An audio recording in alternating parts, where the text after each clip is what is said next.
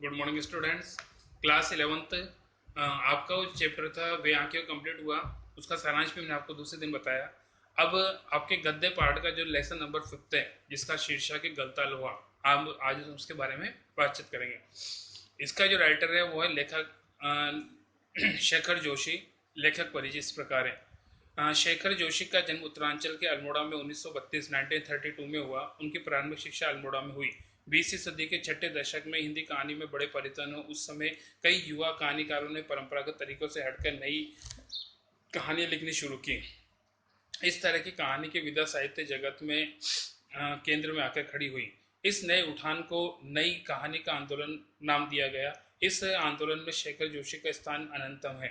उनकी साहित्यिक उपलब्धियों को ध्यान में रखते हुए उन्हें पहल सम्मान प्राप्त हुआ। रचनाएं: कहानी संग्रह कौशिका घटवार, सात के लोग, दाज्यू, हलवाहा, नौरंगी बीमार, शब्द चित्र, एक पेड़ की याद। इनकी कहानियां नई भारतीय भाषाओं के अतिरिक्त अंग्रेजी, पोलिश और रूसी में भी अनुदित हो चुकी है। इनकी प्रसिद्ध कहानी दाज्यू पर चिल्ड्रंस फिल्म सोसाइटी द्वारा फिल्म का निर्माण भी हुआ है। साहित्यिक परिचय: शेखर जोशी की कहानियों में नई कहानी आंदोलन के प्रगतिशील पक्ष का प्रतिनिधित्व करती है। समाज का मेहनतकश और सुविधाहीन तबका इनकी कहानियों का स्थान पाता है। निहायत सहज और आडंबरहीन भाषा शैली से वे सामाजिक यथार्थ की बारीकी नुक्ते को पकड़ने में प्रस्तुत हुए हैं। इनके रचना संसार से गुजरते हुए समकालीन जन जीवन में बहुविध विडंबनाओं को महसूस किया जा सकता है। ऐसा करने में इनकी प्रगतिशील जीवन दृष्टि और यथार्थ बोध का बड़ा योगदान हुआ है। पाठ का सारांश: गलता लोहा कहानी में समाज के जाति वर्ग विभाजन के कई कारणों पर टिप्पणी की गई है। ये कहानी लेखक और लेखन के अर्थ की गहराई को दर्शाती है। पूरी कहानी में लेखक के कोई मुखर टिप्पणी नहीं है। इसमें एक मेधावी किंतु एक निर्धन ब्राह्मण युवक मोहन विषम परिस्थितियों के चलते उस मनोदशा तक पहुंचता है जहां उसके साथ जाति अभिमान बेईमानी हो जाते हैं। सामाजिक विधि निषेधों को त्याग में रखकर वो धन राम लोहार के ऑफर पर बैठता है और उसके काम में अपनी कुशलता दिखाता है। मोहन का व्यक्तिगत जातिगत आधार पर निर्मित झूठे भाईचारे की जगह मेहनत कशों के सच्चे भाईचारे को प्रस्तावित करता है, मानो लोहा गलकर नया आकार ले रहा हो।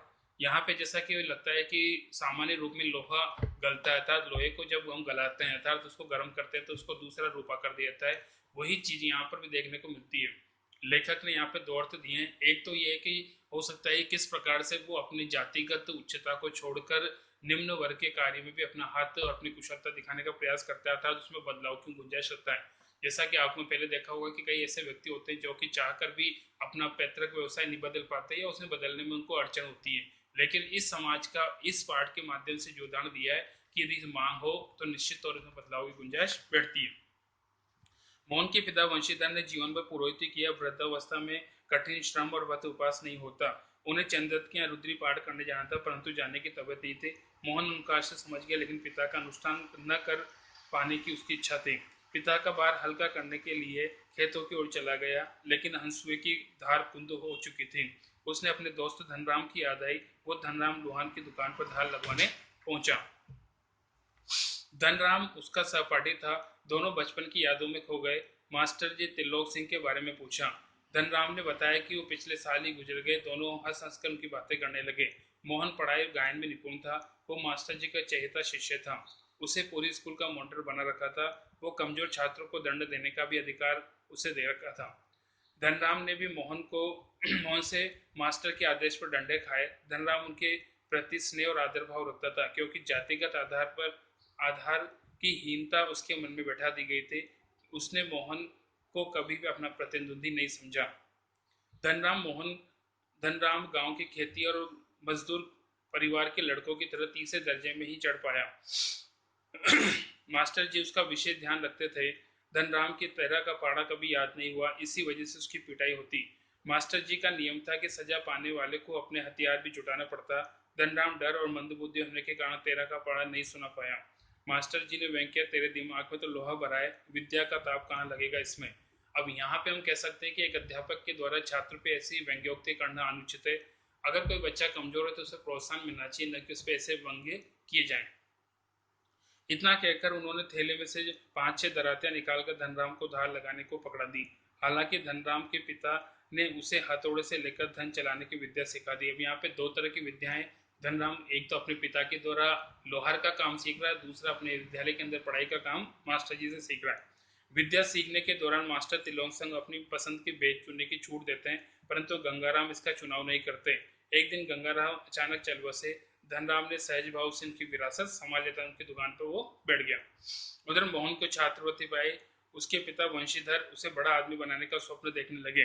पैतृक धन से निराश कर दिया था, वे कभी परिवार को पूरा नहीं जुटा पाए, अतः उन्होंने गांव से 4 मील दूर उसे पढ़ने के लिए भेज दिया। शाम को थका मांगा मोहन घर लौटता तो पिता पुराण कथाओं से उत्साहित करने की कोशिश करते। वर्षा के दिनों में मोहन नदी पार गांव के यजमान के घर रहता। एक दिन नदी में पानी कम था, लेकिन और मोहन घसियारों के साथ नदी पार कर रहा था। पहाड़ों पर भारी वर्षा के अचानक नदी में पानी बढ़ गया। किसी तरह वह घर पहुंचे। इस घटना के वंशीधर घबरा गए और फिर उन्होंने स्कूल नहीं भेजा।